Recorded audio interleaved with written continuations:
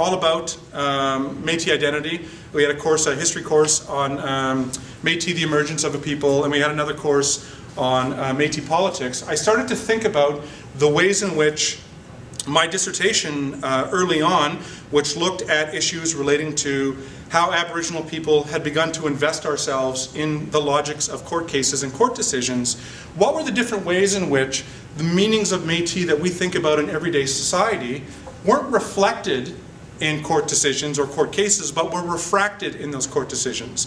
So often when we think about, when we talk about particular kinds of colonialism, we think about the ways in which say court decisions or whatever reflect underlying things, whether it's patriarchy, whether it's colonialism, whether it's whatever.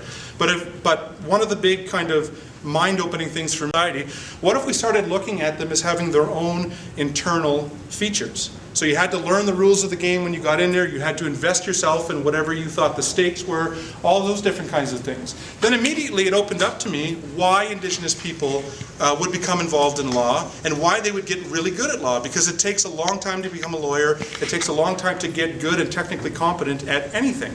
And so as I started to think about that, I started to think, okay, well, how do they conceive of Métis identity? And how is it different than most people conceive of Métis identity, right? Because when we think about Métis identity, we think about Métis identity almost always in the context of mixedness, mixed ancestry, mixed identity, those kinds of things. But if Rob had talked about what he said he would talk about, if you think about kind of the earlier histories of the Northern Plains, you start to see the different forms of mixed ancestry, mixed material culture, et cetera, that go on in all these different multicultural bands in the Northern Plains, many of whom the Métis were married into. So if that then became the case, what was supposed to separate the Métis from, in this case, First Nations, and as I eventually talked about in my book, the so-called Labrador Métis Nation in Labrador? So then I figured, okay, well, I've gone 12 years without writing a book. I don't really want to write a book, but I got my tenure and I was going up for full professor at some point, and so I was told, nudge, nudge, wink, wink, that you have to have a book. So I said, okay, well, I'll turn my dissertation into the book. How hard can that be? It turns out it's pretty hard, because it turns out that if you leave a book for 6 or 7 years, the literature doesn't stop simply because you stopped reading it. So I had to read all of this new literature that was pertaining to issues around the courts in Canada and about the cultural power of law. And what I became interested in particularly, and this is one of the things that the book talks about, is not about the ability of law to make decisions about jurisdiction, to make decisions about rights, but the power of law as the power of law as a cultural power, as having the ability to imbue things with meaning. So someone looks at a court decision and says, oh, well, the courts talked about Métis identity as this must be what Métis means now.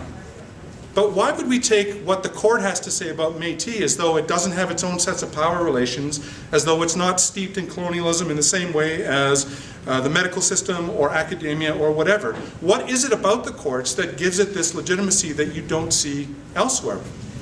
So then I thought, okay, so one of the things that the courts do then is the courts produce particular meanings about things, and then those meanings get shot off into other fields. And one of the fields that I began to look at was Upper Great Lakes ethnohistory. So why did ethnohistory in the Upper Great Lakes begin to use court decisions as a further basis of legitimacy for their arguments, when court decisions in Canada basically only have 3 categories that they use when they're deciding things: Indians, Métis, and Inuit.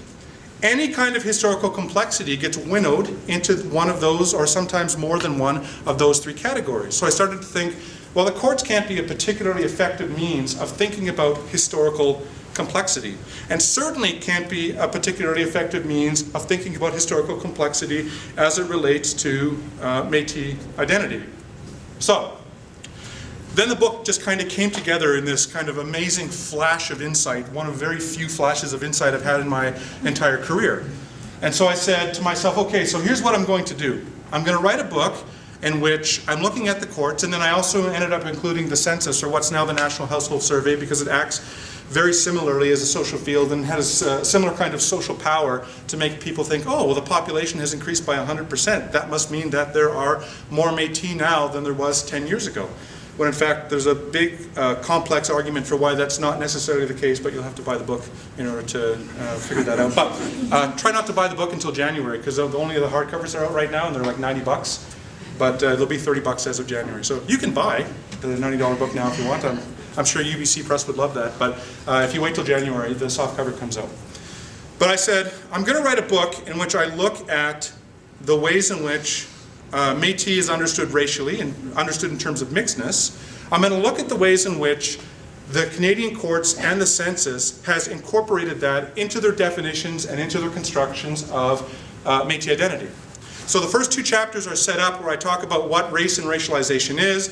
I talk about what the courts are as a form of social power. I talk about what the census is, or the National Household Survey is, as a form of social power. And then I look at the way in which Métis gets constructed in the court case and in the census.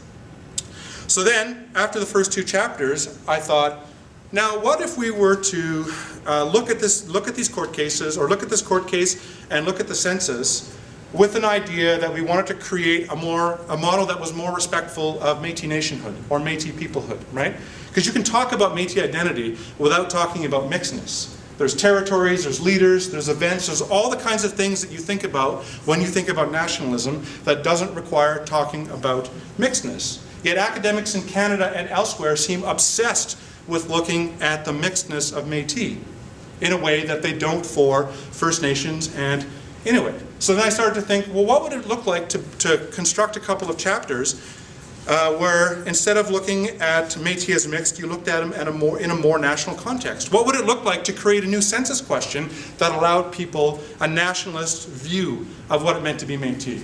What would the Pally decision have looked like if it had been written with a respect for Métis peoplehood? And so the next 2 chapters kind of construct this notion of Métis peoplehood and talk about why it's a more dignified and respectful way of looking at Métis sociality, looking at Métis history, and looking at Métis contemporarily. Then I thought I'd finish the book, and I thought, that's great. But then someone said to me, well, what about the Métis in Labrador? And I said, well, there are no Métis in Labrador. And they said, au contraire, they have an organization and everything. I said, get the hell out of here. So I went online, and sure enough, they had an organization called the Labrador Métis Nation. And I thought, wow, this is ridiculous. Been called racist a couple of times for this, by the way, but that's okay. And so I started looking at why they call themselves Métis, when they started calling themselves Métis, and most intriguingly, why they don't call themselves Métis anymore. Now they call themselves the Nunatukovut Community Council. Because they made a decision in 2011, I think, to stop talking about themselves as Métis, to stop self-identifying as Métis, and start identifying using a local term, which means basically we have always been here, kind of this is our land. And I thought, well, that seems kind of, random that they would just suddenly change their name. And then I came across the comprehensive land claim that they had created in the context of the southern part of Labrador and the use of Nunatukovut as a basis for making that land claim. But I actually think, as a matter of logic, them talking about themselves as Nunatukovut actually fits much better in the context of the area where they're from and the history that they have. Because they don't start calling themselves Métis until the mid-1970s, and then they get an organization called the Labrador Métis Association in 1985. So what I was interested theoretically in doing in that chapter was looking at how many people here have read Charles Taylor and his Politics of Recognition? It's kind of, links between recognition and multiculturalism and stuff. And I started getting interested in what are the politics of recognition in Canada that lead people to self-identify in particular ways that you wouldn't necessarily think they would if you looked at the complexity of their local histories. And in particular, and this is where I kind of get into the most trouble about, and that's fine, in particular, why would someone call themselves Métis if they're not Métis? And who am I to judge whether or not somebody can be Métis if they call themselves Métis? Who am I to say that they're not Métis? And I always make an argument, that's not my argument. I'm not suggesting that they are Métis or aren't Métis, although that's a little weaselly because in a sense I am, but I'm asking them to examine the logics for why they think they're Métis. If you think you're Métis because you have mixed Aboriginal and non-Aboriginal ancestry, you're reproducing racialized conceptions of identity. And you're reproducing Canadian legitimacy, and you're reproducing the racialization and the dominating effects of the Indian Act. On the other hand, if you see yourself as Métis because you came out of a particular historical fur trade community, that's equally problematic. Because if you're talking about yourself as Métis, or any Indigenous identity for that matter, and you don't have a living, breathing community that you can link yourself back to, like someone who's around today, that's a big problem as well. Because then it's a form of possession through which you're attempting to possess particular forms of identity that aren't necessarily yours to possess. So I guess my point here is that I'm not so much interested in whether you claim to be Métis or any category of Indigenous. I'm also interested in who claims you. And that's a really important thing to talk about. But of course, that's also very exclusionary and exclusivist, I was told. And in fact, if you're interested, there's an Amazon.ca review of my book that came out like literally the day after the book came out. Some poor bastard bought the book online, read it in a single day, and having written it, I got to tell you, that's no easy feat, and then wrote a review of the book. My writing has been described as like riding a bike through wet sand. Like you really got to gear down and drive through it. And I have relatives who have the book, and they actually play a game where they open up the book and they try and read a sentence. And it's really funny to them when they try and read the words in the book. Doesn't really make me feel that good, but then that's not really the point, is it? So, but yeah, so he was making an argument that I was making, an exclusivist argument, saying that only Red River Métis can call themselves Métis. To which I replied, well, yes, except that there is no other Métis besides Red River Métis. There are Métis, and then there are legally or administratively what you'd call non-status Indians, who for various reasons have begun to call themselves Métis because either their band won't talk to them or they're people who have ancestors from 250 years ago. I'm in an argument with a guy right now on Facebook because, you know, I have nothing else to do, I'm on sabbatical,